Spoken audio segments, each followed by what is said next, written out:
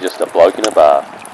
Welcome to the Captain's Run, the last show of the season. Smithy, we made it. We didn't get kicked off air.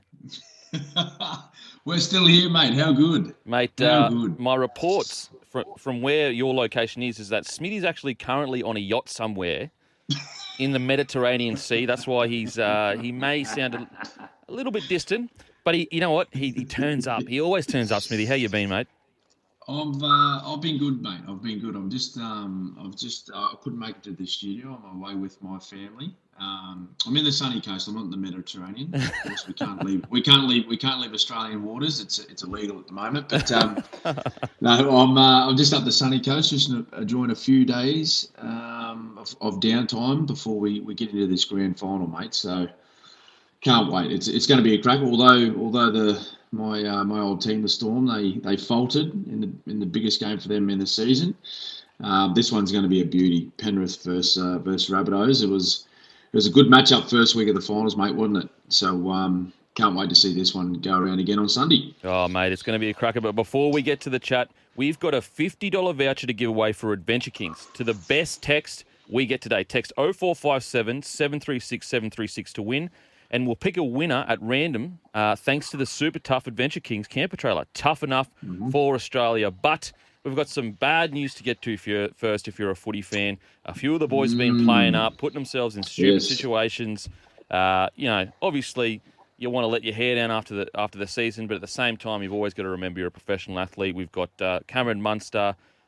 We've got Brandon Smith, and there may be another player, I'm not sure, that's involved. I think it's Chris Lewis, mate. Chris Lewis, and then we've got Reece Walsh obviously being asked to move on, and then 45 minutes later the cops came back. They arrested him because he didn't move on. They searched him. They found a bag of illegal substances in his pocket. What are your thoughts on all of this? It's such a complicated situation because it is 100% wrong, but it's very hard to pull the boys in after a season. You let them go. It's such a tough balance to keep. Yeah, it is, Campy, and I realise, these boys they've been on, a pretty intense, sort of training cycle and playing regime and all that sort of stuff. But at the end of the day, there's really no way of putting other than just say it's just a poor choice. It's dumb. It really is. These boys know the rules. It's illegal in society. It's illegal. Within the game of rugby league, sure. Like this is part of society. Young people go out, and we all know that there are drug issues in society. But I'd like to think that these guys are a little bit smarter than the way they've acted only a week after they finished. To allow sort of outsiders into a room, and then they've got phones out filming. Reece Walsh, he's a young man with the world at his feet. He's got so much opportunity to do so well with his football career and beyond. Just out on the town in the Gold Coast, he had the opportunity to leave and go home. Wow! But he decided to come back, and that's when the substance was found in his possession. It's mind-boggling. It's mind-boggling to see, these guys make these poor choices. And particularly, you look at guys like, Cameron Munster and Brandon Smith. They're two guys that are considered leaders of that Melbourne Storm squad, and they're former teammates of mine. And I'm as disappointed as anyone with the choices that they made. I'm extremely disappointed with what they've done post their prelim final on the weekend. It's just a really poor choice. And the thing that's disappointing, there's a few things that is disappointing for me.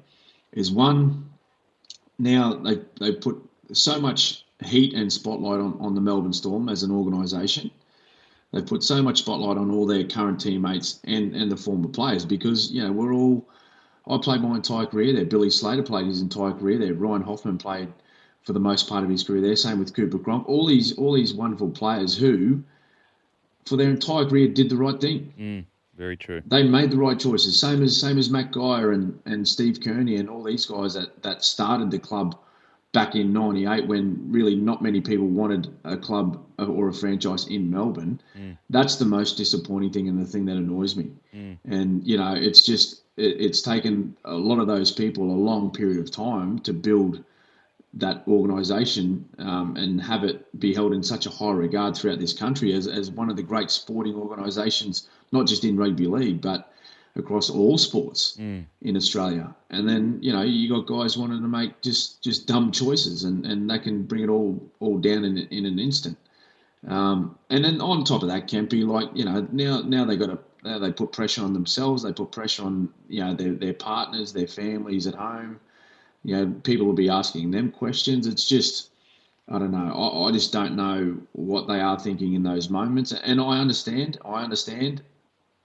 There's a lot of people at the same age as them out in the world doing this. But these guys they've got a wonderful opportunity to do some great things in their life while they're playing football. No, absolutely. I think from an outside looking in, I didn't even think about, perspective as an ex-player that has given, blood, sweat and tears to build that brand up. I didn't even think about that perspective. But from just an analyst's perspective, it's disappointing because Munster was developing, and not to say he's not going to go on to be a great leader, but you could see the growth over the last few years. And this is obviously a speed bump. Again, it doesn't mean he can't be the great leader that we want him to be. And the same with Brandon Smith.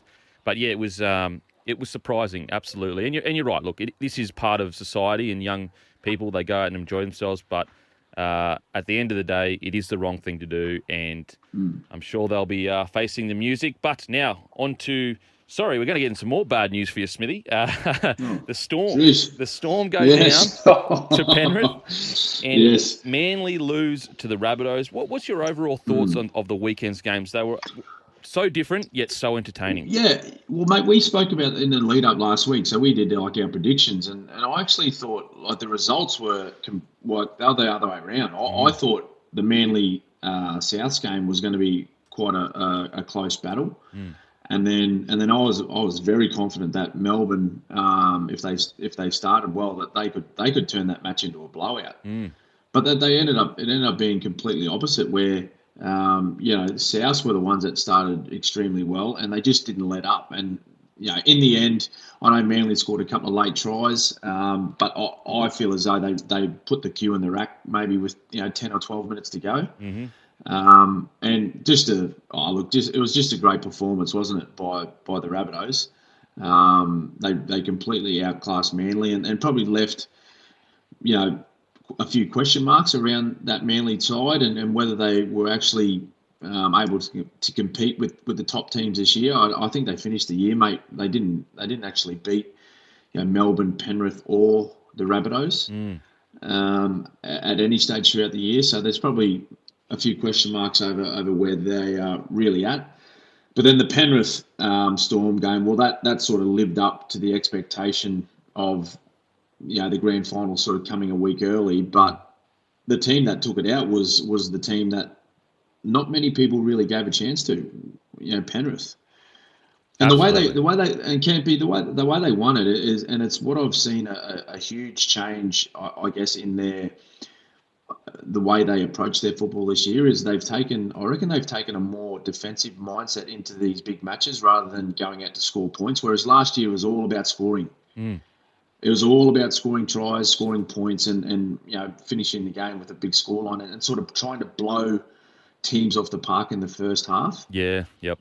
Whereas I think this year, maybe a lesson learnt from 2020 where they go, well, righto, like it's okay to put big scorelines on in these normal premiership games throughout the year, but the big games are won on the back of defence. Oh, absolutely. I think the Penrith Panthers have matured so much in the last 12 months. I really feel that, the same. If you had the same Penrith Panthers side come into these games this year, where it's not necessarily clicking for them in attack, yet they're still finding ways to win. Whereas that's right. That Penrith side 12 months ago, they arguably get blown off the park because it doesn't start working for them in attack, and they start getting frustrated. And I just think Nathan Cleary, his growth over the last 12 months, he's gone from young superstar to not veteran, obviously, but a mature, calm, collected, big game player. Yeah, I think you're right, mate. And having another year in that Origin sort of arena, it helps most definitely. Playing alongside of other elite players, having gone through that final series last year, and he would have spent that whole off-season, pre-season period thinking about what he could have done differently throughout the final series, particularly the grand final, and how to be a better player. I think, and with maturity too, like as you mentioned, Kempy, like I think Nathan now he's got a lot more patience in his game too. Like he's not just trying to look for the big play straight away. He come up with a fantastic play on the weekend, which everyone's saying was a planned move, and it worked perfectly when he sort of picked the ball up from dummy half and kicked it out to Stephen Crichton to score early in the match. But you don't see him going for the big plays too much anymore. His kicking game is so controlled and very deliberate. This is with a guy that's like how old? He's only like 23 or 24, something like that. Like he's still a very young man, and he's playing well above his years, and he's going to have to be at his very best this weekend if they're going to win the premiership. Absolutely, and just the final thoughts before we go to a break. I just think that with the Manly, they have the squad. Now they need to get the mindset, I think, of going into big games. It seems that when they go into big games, they seem to be similar to Penrith last year, where if it doesn't go right for them, they start looking for points straight away instead of being patient, getting through their sets. Storm, I just think it was an uncharacteristic performance from. I don't think there's much to worry about them. It's just the way footy is. But don't forget to send us a text 0457 736 736. This is a Captain's Run with Cameron Smith for Best Sheds. Save big with Best Sheds' massive spring sale and super tough Adventure Kings camper trailer. Tough enough for Australia. Back shortly on SEN. Welcome back to the Captain's Run with Cameron Smith. Make sure to download the app, the SEN app, if you haven't already, and shoot us a text 0457 736 736. But we've got a bunch of texts here. We've got a great text, actually. Hey, g'day, Goat and Beak. If you're the new expansion club and you can sign any current player, any current rookie to build the club around, who would it be? Oh, geez. That's a really good one. Any current player? Yep. On contract, off contract? On contract, off contract. Oh, geez, I'd probably go Cleary. Yeah, yeah. I mean, I'd go. Like he's not like we were talking about it before, Campy. Like he's not anywhere near halfway in his career yet. Like he's only sort of 3-4 seasons in. Like I think Cleary's the man for me. Yeah, I would go either Cleary or Munster. Just the Munster factor because he's won premierships, he's won Origin. So, at least that they're going to be bringing a winning formula, and they've been there and done it. But, I mean, Cleary as well, like, obviously, I'll take either one. Rookie, I would be going probably someone along the lines of if you've already got your half, I would probably go maybe a Schuster. Really to pair him well with that half. Sam Walker and Reece Walsh spring to mind. But if you've already got that half, you may be putting too much of your cap into those two positions. What about a Payne Haas? Oh yes, that's a great one. Yep. Oh, mate, he's 21, and he's 20. Yep, 21, I think.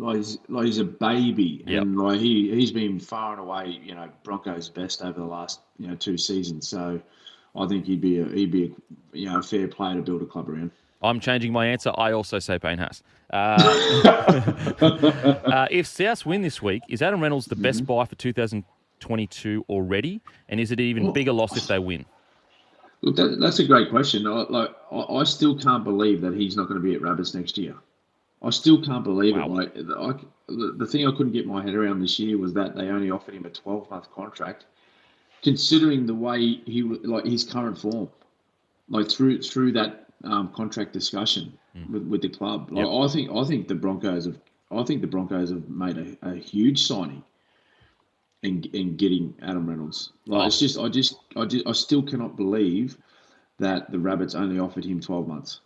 Oh, mate, absolutely. I think that a guy like Reynolds, what usually happens in these situations, in my opinion, is like the issue is a guy like Reynolds wants $1 million for 4 years. And you're like, and it's a hard ask, and you're like, I just don't know if he's got in him. He apparently, and I've spoken to him, he only wanted the 2 years, which doesn't seem that unreasonable. Like, is it really going to hurt your? What can't you get out of Reynolds? Let's say he's injured in the second last year, and he plays 10 games. Surely you can squeeze enough experience and knowledge out of him to make it worth it. You know? Yeah. Well, mate. On top of that, Campy, like he's your skipper, he's your goal kicker, he's one of the best. He's got one of the best general play kicking games in the competition. Like he's one of the best generals going around. Yeah.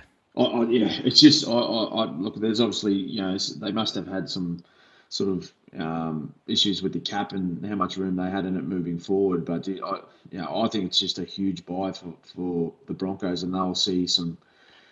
They'll get some really massive rewards from having him a part of the team next year. Oh, absolutely. Just the fact that, and to think, what I love about the signings of the Broncos is Kurt Catewell and Reynolds are both in not arguably, career best form, in my opinion. Both players. Yep, definitely, mate. And it's just funny, like they're both playing their final game for their respective clubs this weekend against each other. Yep, absolutely. So just another little sort of sub-story to what'll be coming Sunday. And it's so good to think as a Broncos fan, you're getting two grand finalists from opposite ends of the spectrum. So you're basically getting the full raft of experience of a grand final to your team in key positions. So, yeah, absolutely huge. But speaking of the grand final, there has been a lot of conjecture about Reynolds and how badly he's injured. He say his groin is strained, which, again, he wasn't kicking, but he didn't look like he was moving he played really well, especially defence. Yeah, mate. I was at the game, and he seemed like he was moving quite freely. Now, I'm not too sure whether he's had some sort of like pain killing assistance or what it was, but he seemed to be running okay. Like the experience I've had with a lot of my teammates, I was lucky enough not to have any groin issues throughout my career, but the guys that have had groin issues, throughout the training or even in games, like it's almost debilitating. Like they can hardly move, like their movement's quite restricted. But he looked okay. And when I seen him warming up, in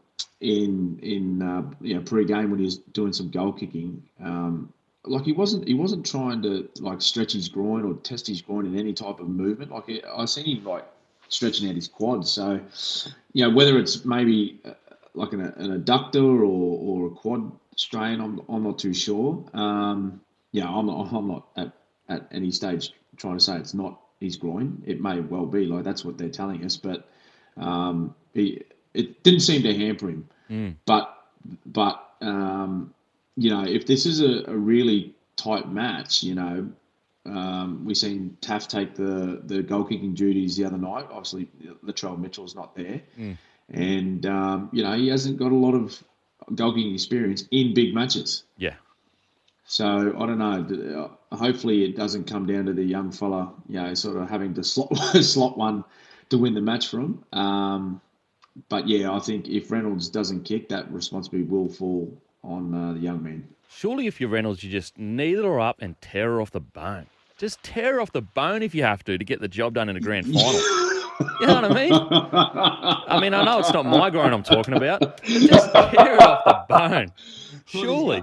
He's got a pretty long sort of contract to think about for the Broncos, mate. But look, I just think he'll play, like he'll be there. There's no doubt about that. And it's a grand final. Like these players will do whatever they can to be out in the field, because there's no doubt every single player that takes the field this weekend, they'll be carrying some sort of niggling injury. Absolutely. They'll have a knock or a bruise or something that they've carried for the last 4 to 6 weeks. And obviously Adam will be one of them, but I'm guessing he'll be ready to go, mate. He'll be ready to go, and he'll go and play well. Mate, it's what is interesting, and we spoke about this off air, is how open they have been about the fact that he has that injury. Usually, there's this, games being played. Is he injured? Is he not injured? Thoughts on that, just quickly before we go to a break. Yeah, he announced it straight after the win on the weekend in the prelim, and said, "Look, I got a groin strain middle of the week at training, so I just thought I'd stay away from the kicking tonight." And just straight up, just told everyone what was happening. So I can imagine there might be a little bit of traffic coming his way in the grand final. This is a captain's run with Cameron Smith for super tough Adventure Kings camper trailer. Tough enough for Australia and Best Sheds. Save big with Best Sheds' massive spring sale. Back shortly on SEN. Welcome back to the captain's run with Cameron Smith. If you haven't downloaded the app, make sure to download the app. But we've got more text here, Smithy. More text. We've got from Alex. He says, Kempy and Cam, thoughts on South's underrated right edge? I thought Campbell Graham and Jason Paulo's defence has been unbelievable, up there with the best I've seen since the Beak. Since the Beak. Mate, they were pretty good. They leaked 2 tries late in that game where Campbell Graham, he got burned on the outside. But like I said at the start of the show, I reckon they'd put the cue on the rack by then. They were thinking grand final with 10 minutes to go, and just I think a bit of self-preservation, to be honest, just making sure that no one injured themselves or even got themselves in trouble with any sort of charge or suspension.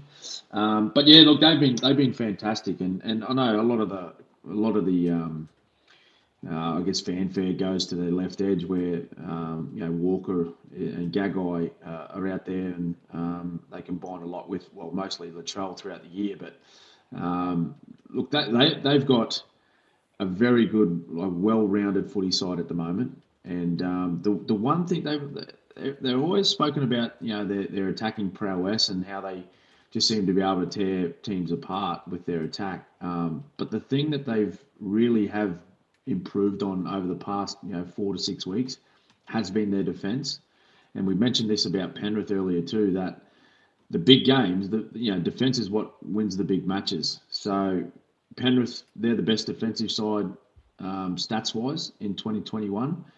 But the Rabbitohs, they bring a pretty good record into this grand final from the past 4 to 6 weeks. So it's going to be a really good matchup. Mate, absolutely.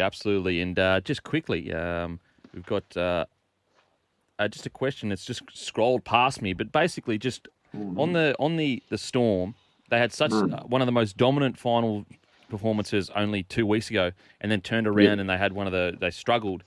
How do you fix that?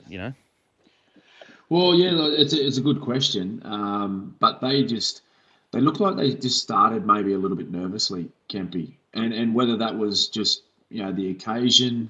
I'd like to think that the occasion didn't get to them because they've got a lot of players that have played in big matches, whether it be finals, grand finals, origins, test matches. The side's littered with representative players. But maybe it was just because they hadn't sort of played in a game where it was so tightly contested for a long time. Like that first match that they played against Manly, and we reviewed it the week after that first week of finals. Manly just didn't turn up in the right mindset. So the Storm actually, they won that game and they did it comfortably. Yep. So comfortably, like they were never pushed at all in that match. They scored earlier for Manly mistake, and then I think they just kept scoring try after try after try, and they weren't really tested at all. Whereas they turned up on the weekend where Penrith, they made it hard for Melbourne. They applied pressure to Melbourne constantly, and they just come up with some uncharacteristic mistakes. Balls were hitting the ground, balls weren't finding the mark where it usually would. And off the back of two big losses, only sort of 10, 15 minutes into the match with Brandon Smith and Christian Welsh, that contributed as well. But if they played nowhere near their best or at the level of what everyone had become accustomed to in this season. Here's a text that actually parlays into something I wanted to talk about. Hey boys, Jemmy here. Parlay. A parlay, yeah, I think that's a correct use of the word, but I could be wrong. Yes, I've been known to be incorrect on numerous occasions. Hey boys, Jemmy here. The new big three is a JT Billy and the GOAT in the Queensland coaching staff. First, I want to ask you, Smithy, thoughts on the great Billy Slater getting the gig? Secondly, have there been any discussions or reachings out to yourself? Well, look, firstly, on the appointment of Bill, look, I think it's great. It's great for the footy side. It's great for Queensland Rugby League and the entire state. He's a legend of Queensland Rugby League. There's no doubt about it. And, he's only just recently retired. He's only been out of the game now for, 3 years. So it hasn't been a long time. But the one thing he has done is he has stayed in touch with the game, whether it be through his media commitments or doing coaching. Like he's been doing, he's an assistant coach, or he has a coaching role with the Melbourne Storm. So he's up to date with the modern game and the way it changes, and a lot of the things that you've seen, particularly in attack with the Melbourne Storm over the last couple of years, has been through the advice and the contribution of Billy. Oh wow! So for those questioning his ability as a coach, I think that's just wiped straight away. And when you talk to guys like Pappenhausen and Nico Hines, in particular, those two players at Melbourne, and they talk about their development, they always give a lot of credit to Billy and the work that he has done with them and showed them how to, become a better player or more consistent player and how to add to their game. So there's no doubt that he will do a fantastic job with this footy side. And I did speak to him maybe 3-4 weeks ago. I haven't spoken to him since. And he spoke about the opportunity to maybe coach the Queensland side. This is when I think the QRL were meeting with Paul Green, and they were unsure of what was happening. So I think he's excited, mate. I think he's really excited about the opportunity that he has now to go and just try to help this current footy side, and particularly the young guys coming through, just starting out. Trying to help them improve as players, as people, and to try and, at the end of the day, the goal is to make the team play well and hopefully allow them to raise the shield after the series is finished. If he does reach out, is it something that you'd be interested in, enjoying the staff, or you're enjoying retirement, living the good life on a yacht? Mate, I must admit, I'm enjoying what I've been doing at the moment, and it hasn't been things haven't been too hectic for me, and I must say, I'm very lucky to be in that position. But I think working with particularly younger players, I thoroughly enjoyed that in the last few years of my career at Melbourne. Seeing those young guys come along and develop as players and people. So, if Bill was to reach out and ask my sort of level of interest in that, there's no doubt I'd be interested. It's the same as everything else, mate, that my decisions in life, it would just have to fit in with what I'm doing right now. And as much as I love the state of origin, and I love the Queensland jersey, and I love everything about our state and our people, it needs to fit in with my life and my commitments, my personal commitments and my family commitments right now. That's really what it will come down to, and if it does, then I'd certainly want to go in there and help Billy out any way I can. Now, just quickly before we go to break, the Tavita Pangai Jr. has come out and basically he's been ruled out, and he has said that part of the reason, or one of the big reasons why he stepped aside, was because a young Spencer Linu, who's been a part of that squad, local junior, he felt like it was only fair that he played in a grand final. Thoughts on Tavita Pangai Jr.'s turnaround, and also thoughts on how much it's going to impact the squad, because he's been fantastic for them since he's come down. Oh, he has, Kempy. He has been outstanding, and he provided a lot of impact when he came on the weekend. He got under Christian Welsh's skin, didn't he? Yeah, absolutely. I think that was part of his role to get out there and get under his skin. But the same with Lino. He's been dynamic. He's just a little pocket. Well, he's not little, but he's built low to the ground, and he's just like a big rock, and he'll do a good job. And that's a pretty good thing to do from Tavita Pangai, is to make that decision early in the week to allow Linu to prepare for this game. I'll have to stop you there, Smithy. I'll have to stop you there because we have to go to the break. Apologies, the great one. All good. This is a Captain's Run with Cameron Smith for Best Sheds. Best Sheds save big. Massive spring sale and super tough Adventure Kings camper trailer. Tough enough for Australia. Back shortly on SEN. Welcome back to the Captain's Run, and it's our favourite time of the episode. We universally rejoice when this man graces our ears with his angelical voice. It is the great Tristan from TopSport. How are you going, mate? Tristan. Very good, Kempy. Very good, Smithy. How's everyone going there? Mate, fantastic. Can't complain. Oh, that's good. No one listens anyway. So we got a we got a big weekend of sport, don't we? Big rugby league grand final. I'm pumped for it. The old Panthers go in as favourites after their big underdog victory against the Storm. They're $1.68. South Sydney $2.25 and the Lions $3.5. There's actually been a push for South Sydney since Davida Pangai was ruled out this morning from 2.30 into 2.25. Smithy, do you think that has any impact on the game? Like, he was pretty key there against the Storm, I thought. Yeah, he was. We just spoke with Kempy about that, mate, and how he got out there and got under a lot of the players' skins with the Melbourne Storm. So, look, that's a huge wrap for Davida. I'm just actually surprised by the turnaround. With they were paying like huge odds against Melbourne, and now they come into this game as favourites. Wow. Yeah, it was an interesting one. They were $3.50 against Melbourne, but if we look back 3 weeks where Penrith actually played South Sydney in week 1 of the finals, and they were $1.25 in that week in that game against South Sydney. So it's amazing how obviously South on a big wave of momentum. They were ridden off about 4 weeks ago when Latrell got suspended, but you know, when we know Wayne's going to have them prime for this game. Penrith $1.68. Plenty of differing opinions, which is great. But the key market that's always a focal point in grand final betting is the Clive Churchill medal, where Nathan Cleary goes in as $4 favourite, Cody Walker $7, Cameron Murray $10, Damien Cook $12, Isaiah Yeo for the Panthers. I reckon he's a really good tip for the Panthers at $13, and then Adam Reynolds to complete the fairy tale last game at South Sydney's $14. What's your guys' thoughts there?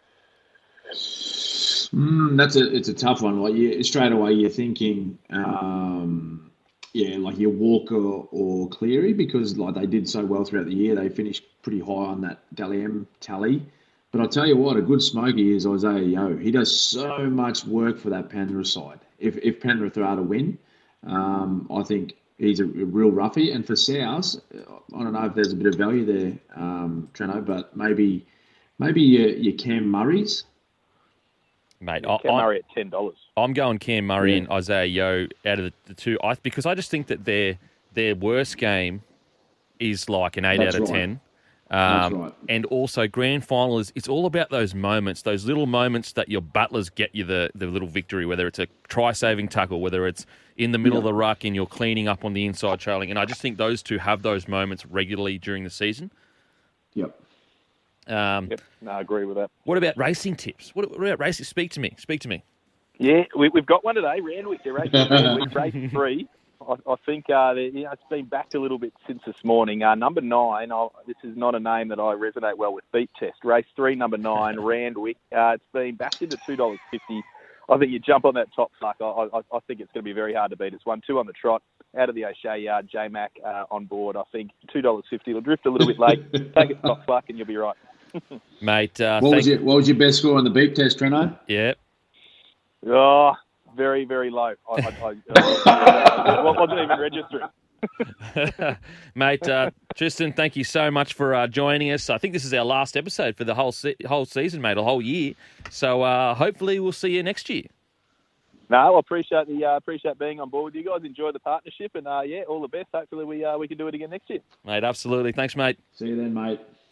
Whether it's same-game multi or head-to-head betting, TopSport gives you top dollar for everything NRL. Gamble responsibly. Welcome back to the Captain's Run, and we've got to announce a winner. Now, the winner is Jenna, that asked a great question, and we got a bit out of Smithy as to where he stood with the Queensland assistant coaching role or helping in some capacity. So Jenna is the winner of the $50 voucher from Adventure Jenna. Kings. Well done.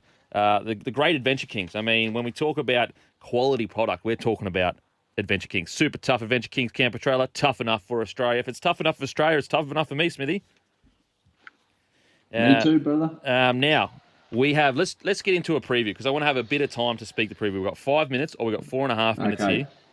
I've been racking my brain as to what each team needs to do to nullify the other one. The interesting thing with Cleary is that you could tell they had come up with plays to try to nullify the Storm's kick pressure. I noticed early in the game, Storm got off the line and he had an out ball for an in ball that nearly scored. It only was Kenny Bromwich's incredible trail inside that saved the try. But that kind of made Storm just be wary not to chase too hard from the inside and leave that gap open. So I don't know what kick pressure is going to do if they continue that. But where do you see each team winning and losing the battle? Well, I think that's still key, though. I think you're just you can't give him time and space. You really can't. You need to take a lot of time away from him, particularly with his kicking game, because if you don't, we've seen on the weekend what he can do. He can put it on a 10-cent piece when he's got time. So, just the kick pressure guys, they're going to have to be backed up by the other defenders in their team. And it really, like, through this final series, Kempy, it's really been, and I don't know, this is just fairly common sense to a lot of people that follow rugby league, but the teams that have gone out and started well and been able to complete at a really high percentage rate and can try and take a lot of energy away from the opposition in that first 40 minutes, they've gone on to win the game. We've only really seen a couple of blowouts in the matches across the 3 weeks of the final series, but in the close games, it's been the teams that have gone out and started well and just made the opposition use up a lot of petrol in the tank early. Yeah, absolutely. I mean, we only need to look at the Storm versus Manly game.